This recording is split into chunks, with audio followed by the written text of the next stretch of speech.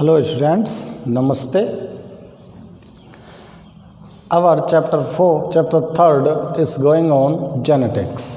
Genetics में आपने law of inheritance को देखा था और लॉ ऑफ इनहेरिटेंस में आप फर्स्ट लॉ को यहाँ पर स्टडी कर चुके हो, law of dominance. Today's we are going to start second law of inheritance, law of segregation. आज हम दूसरे लॉ को यहाँ पर स्टडी करने जा रहे हैं और हमारा दूसरा जो लॉ है वो क्या है, लॉ ऑफ सेग्रीगेशन. हमारा दूसरा जो लॉ है वो क्या होगा बेटा, लॉ ऑफ सेग्रीगेशन. ठीक है ना, तो स्टार्ट करते हैं लॉ ऑफ सेग्रीगेशन.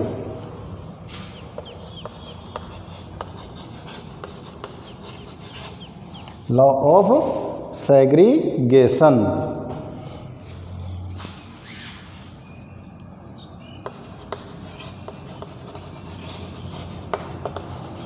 और इसको क्या बोल सकते हैं, law of purity of gamete. इसका दूसरा नाम भी है एक. ये जो लॉ है सेकंड, ये किस पर बेस्ड है, this law is also based on results of monohybrid cross. This law is also based on monohybrid cross. According to this law, इस लॉ के अनुसार, यहाँ से स्टार्ट करते हैं इस लॉ को. ठीक है ना. During gamete formation from heterozygous of F1 generation, during gamete formation of heterozygous F1 generation. F1 generation जो होगी वो कैसी होगी, हेट्रोजाइगस होगी. तो हेट्रोजाइगस F1 जनरेशन से जब गैमीट का फॉर्मेशन होगा तो क्या होगा, देखो, both alleles separate to each other. Both alleles separate to each other. दोनों जो एलील्स होते हैं वो एक दूसरे से क्या हो जाते हैं, सेपरेट हो जाते हैं. So it is called law of segregation. It is called law of segregation.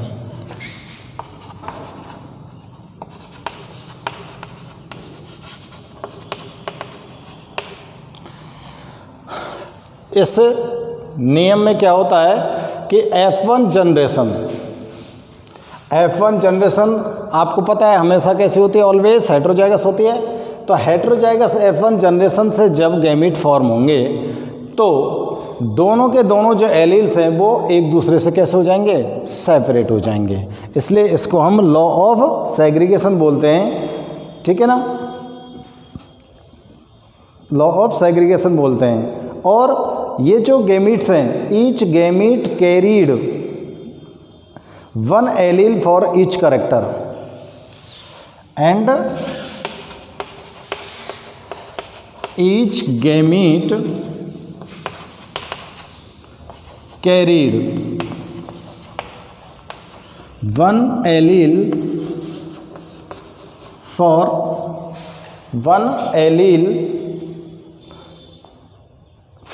each character.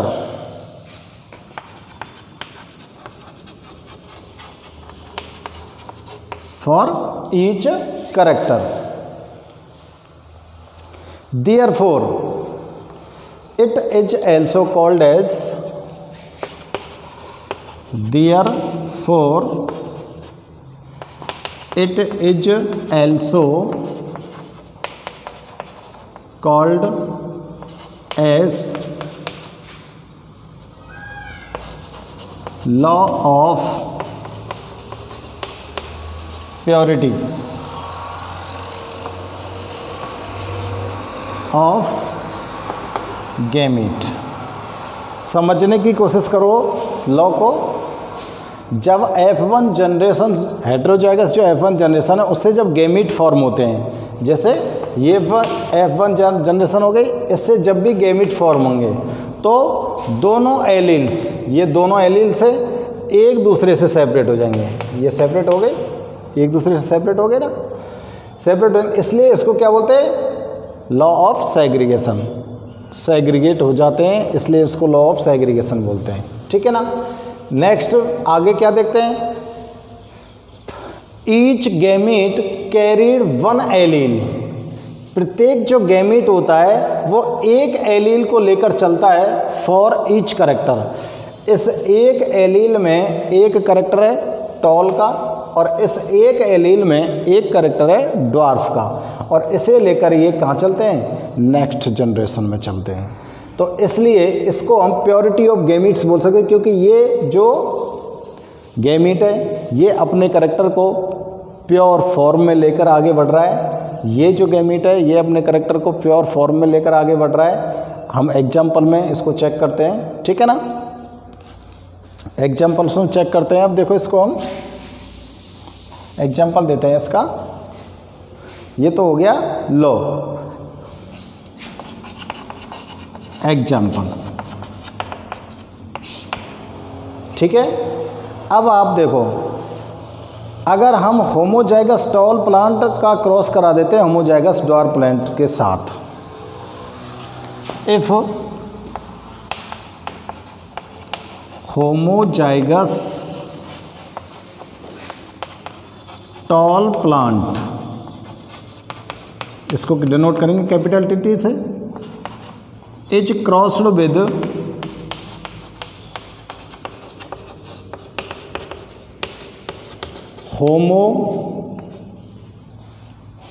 Homozygous dwarf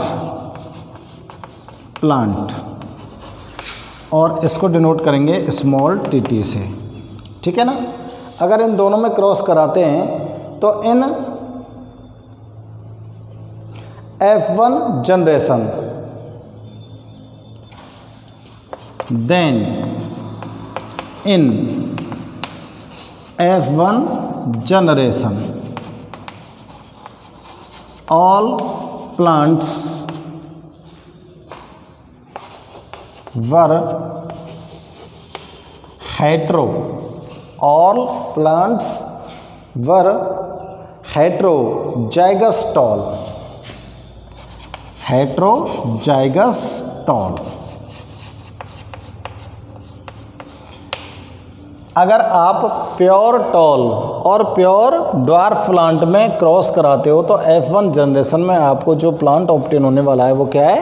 heterozygous, यानी कि इम्प्योर टॉल प्लांट आपको ऑब्टेन होने वाला है। ये बात समझ में आ रही है ना। ठीक है ना। आगे देखते हैं हम। In heterozygous condition both alleles are not contaminated with one another. In F1 generation both alleles are not contaminated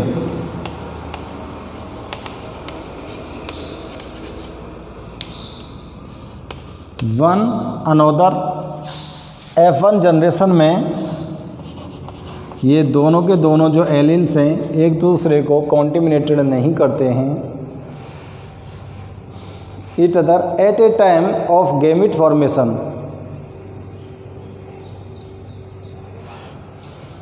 and the time of gamete formation both alleles separate each other. दोनों के दोनों एलील्स जो होंगे वो एक दूसरे से separate हो जाएंगे and इंटर्स in different gametes and इंटर्स in different gametes, और अलग अलग गैमीट्स के अंदर क्या कर जाएंगे, ये इंटर कर जाएंगे, ठीक है ना। ड्यू टू दिस, जिसके कारण,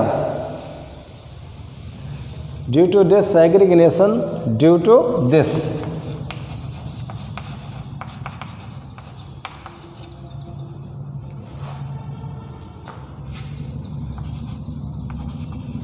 सेग्रीगेशन, इस पृथक्करण से, इस सेग्रीगेशन से ड्वार्फिज्म कैरेक्टर रीअपियर, ड्वार्फिज्म, कौन सा dwarfism, character reappear,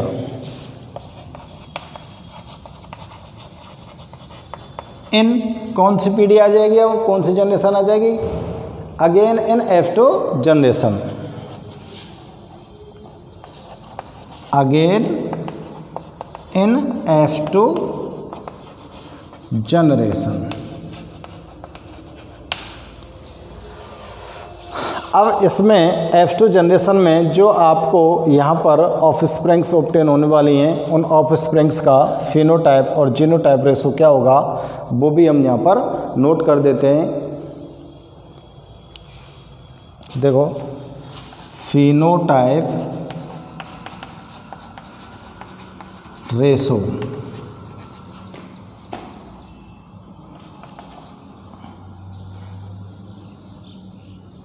in F2 generation is 3:1 and genotype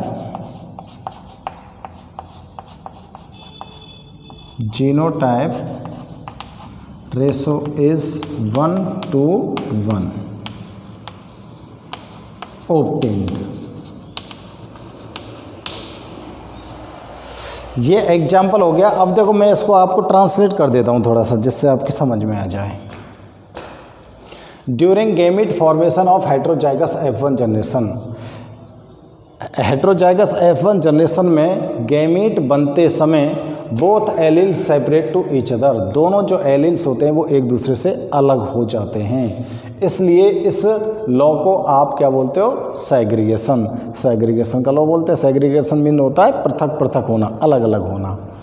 and each gamete carried one allele, और प्रत्येक जो गैमीट होता है वो एक एलील को लेकर चलता है फॉर ईच कैरेक्टर, जो गैमीट का प्रत्येक एलील है वो एक लक्षण को लेकर आगे चलता है, देयरफॉर इसलिए इसको हम प्योरिटी ऑफ गैमीट्स बोलते हैं। यानी कि एक गैमीट जब अपने कैरेक्टर लेके आगे जाएगा तो वो गैमीट कैसा होगा, प्योर ही तो होगा, ठीक है ना। अब इसको एग्जाम्पल से हम यहाँ पर समझते हैं कि यदि हम होमोजाइगस टॉल प्लांट और होमोजाइगस ड्वार्फ प्लांट के अंदर क्रॉस कराते हैं, टॉल प्लांट ले लिया, ड्वार्फ प्लांट ले लिया, दोनों में क्रॉस कराते हैं, तो जो F1 जनरेशन है उसके अंदर हमको सभी के सभी जो प्लांट ऑब्टेन होने वाले हैं वो कैसे होंगे, हेट्रोजाइगस टॉल प्लांट, क्योंकि यहाँ पर जो टॉल है वो डोमिनेंट कैरेक्टर है और ड्वार्फ है वो रिसेसिव कैरेक्टर है, और जो डोमिनेंट कैरेक्टर है वही यहाँ पर शो होगा। In F1 generation both alleles are not contaminated one another, इस F1 जनरेशन में ये दोनों जो एलील्स होते हैं ये एक दूसरे को कोई नुकसान नहीं पहुंचाते हैं, दूषित तो नहीं करते हैं, ना तो ये इसको नष्ट करता है ना ये इसको नष्ट करता है।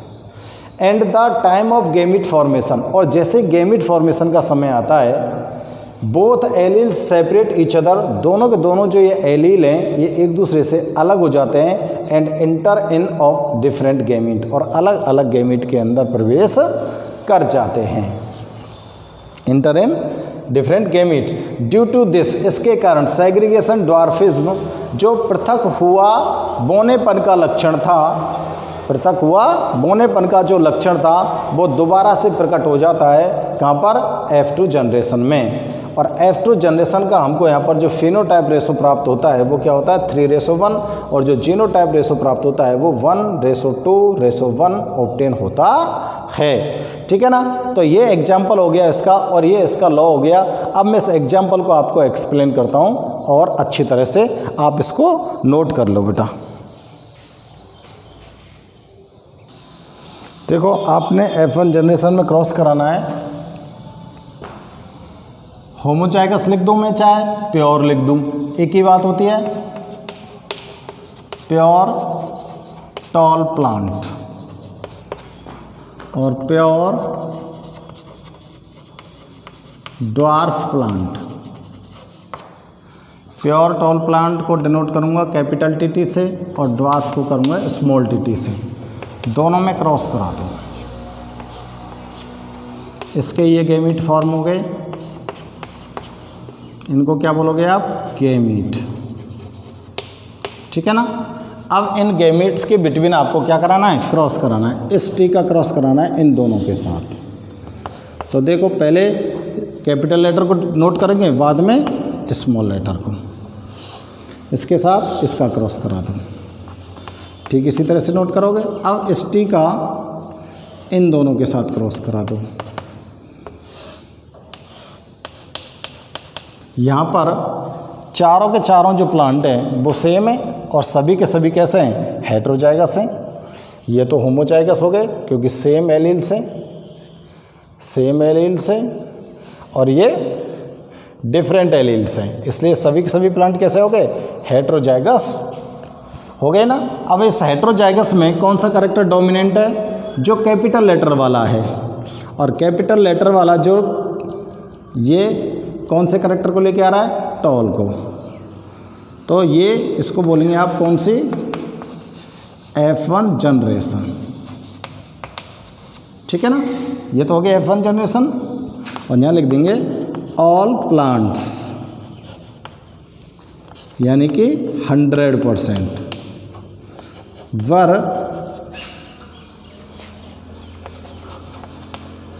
हेटेरोजाइगस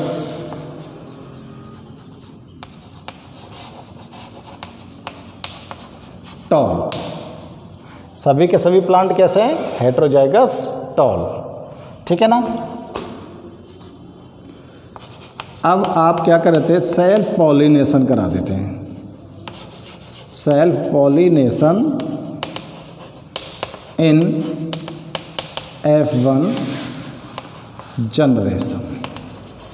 इस F1 जनरेशन में आप सेल्फ पॉलिनेशन कराइए। तो सेल्फ पॉलिनेशन के लिए इनमें से कोई भी दो प्लांट उठा लीजिए। ये दो प्लांट ले लिए F1 जनरेशन से। अब इनके बेटा आप गैमीट फॉर्म करो।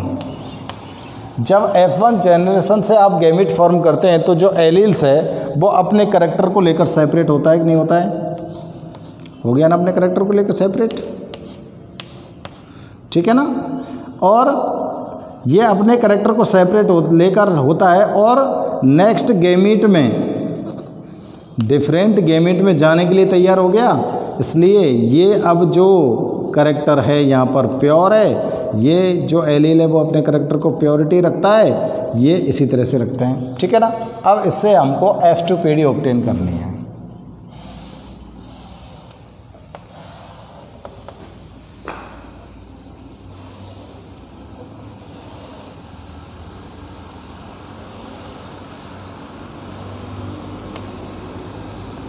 ये मेल और फीमेल के साइन में यहाँ पे लगा रहा हूँ। ठीक है ना।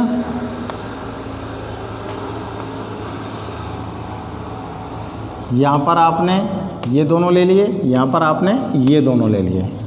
देखो ये दोनों गैमीट मैंने ऊपर रख दिए, ये दोनों गैमीट मैंने यहाँ पर रख दिए। अब क्रॉस कराइए।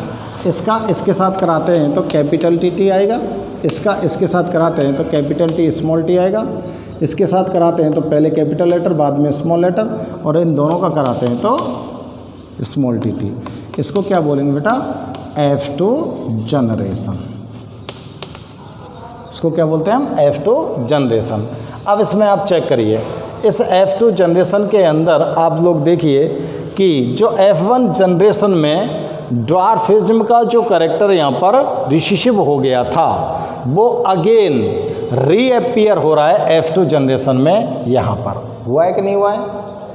इसलिए इस लॉ को प्योरिटी ऑफ गैमीट बोलते हैं। अब आप इस चेकर बोर्ड के बेस पर इसका फिनोटाइप रेशो निकालो।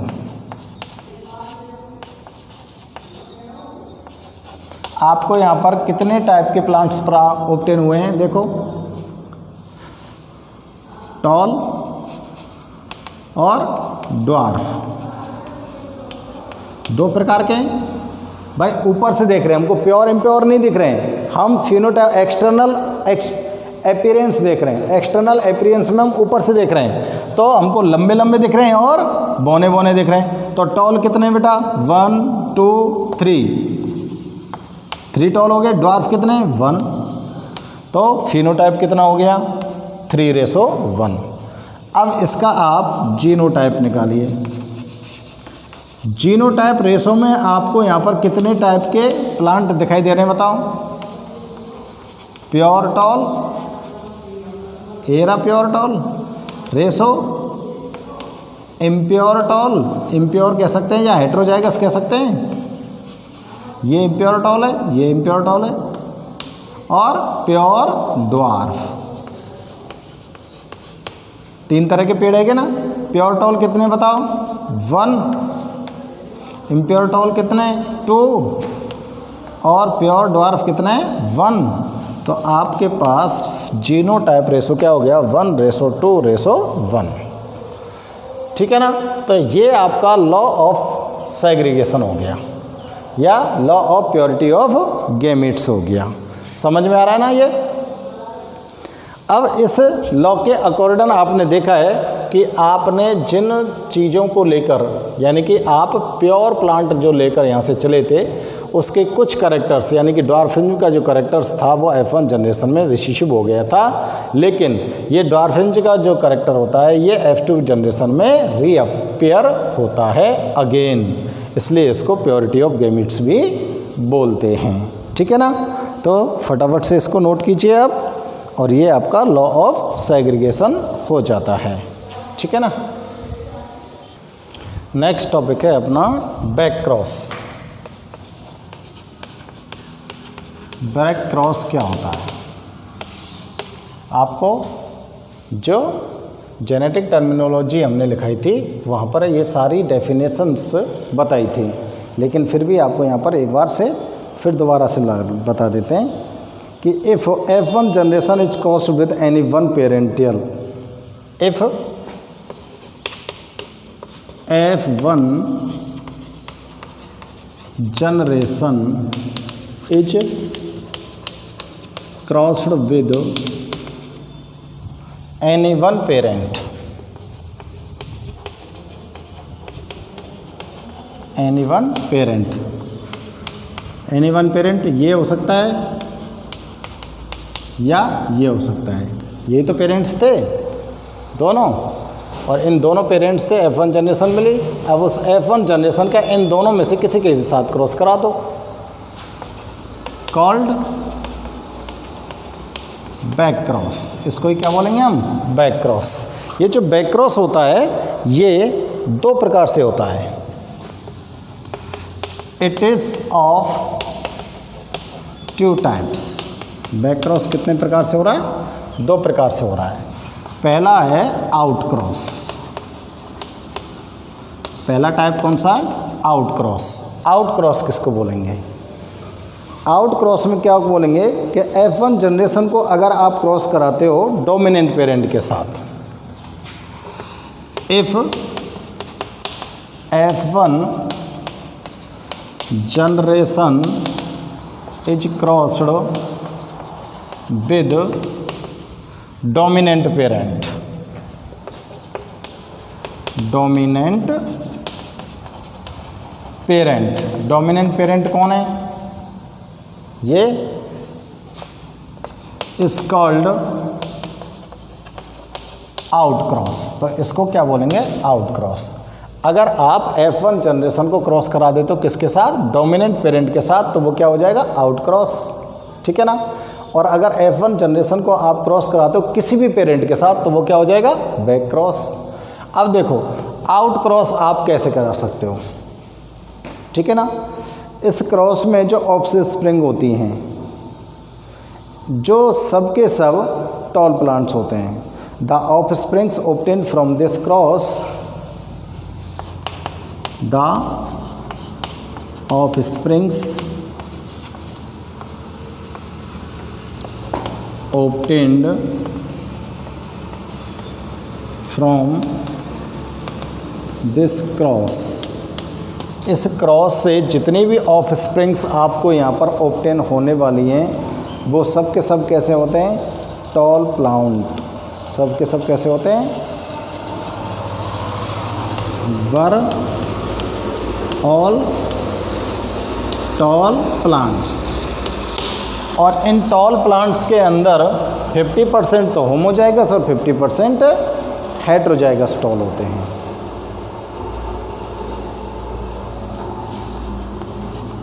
Out of this 50%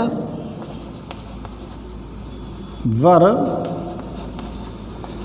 homozygous tall. Homozygous tall का मतलब pure, and 50% were heterozygous tall.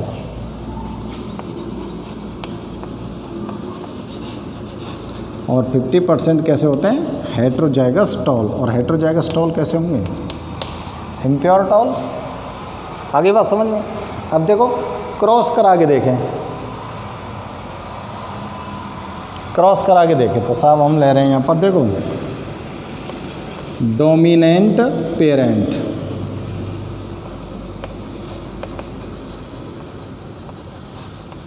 और इसको ले रहे हैं कौन हम, F1 जनरेशन, ठीक है ना। डोमिनेंट पेरेंट कौन है, कैपिटल टी। F1 जनरेशन कौन है, कैपिटल T स्मॉल t।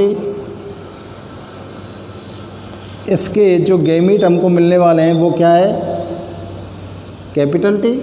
और इससे जो हमको गैमीट मिलने वाले हैं वो क्या है, कैपिटल T है और स्मॉल t है। अब इनसे आपको क्या कराना है, F2PD आपको ऑब्टेन करनी है, ठीक है ना। अब आपको F2PD ऑब्टेन करने के लिए क्या करते हैं, क्रॉस कराते हैं। देखो इसके बाद आपको यहाँ से लिखना स्टार्ट करना है, तो F2PD के लिए मैं आपको क्रॉस कराता हूँ। ऐसा देखो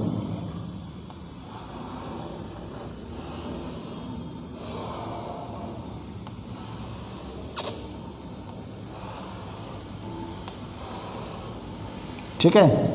यहाँ तो मैं ले रहा हूँ F1PD के गैमीट में, और यहाँ ले रहा हूँ मैं पेरेंटियल गैमीट को, और ये इसके अंदर मेल और फीमेल कैरेक्टर को शो करते हैं। प्लस का है ये साइन तो इसके ऊपर, और ये एरो है, इसका इसके साथ क्रॉस कराओ, इसका इसके साथ क्रॉस कराओ। दो प्लांट आपको ऑब्टेन हुए, दो प्लांटन में थे, एक तो क्या है, एक तो आपके पास होमोजाइगस है और एक दूसरा क्या है, हेटेरोजाइगस है, ठीक है ना। अब इनका आप रेशो निकाल लो, फिनोटाइप रेशो और जीनोटाइप रेशो। देखो इसका फिनोटाइप रेशो क्या हो जाएगा, फिनोटाइप रेशो तो क्या है, 100% कैसे है, टॉल प्लांट है, ठीक है ना, 100% टॉल है।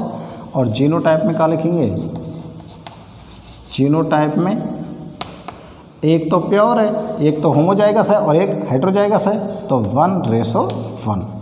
ये इसका क्या हो जाएगा, जीनोटाइप हो जाएगा, ठीक है ना।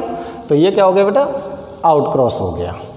आउट क्रॉस इसका पहला प्रकार, और दूसरा प्रकार और है इसका टेस्ट क्रॉस, उसको हम आपको नेक्स्ट वीडियो में एक्सप्लेन करेंगे। Okay, till then good bye.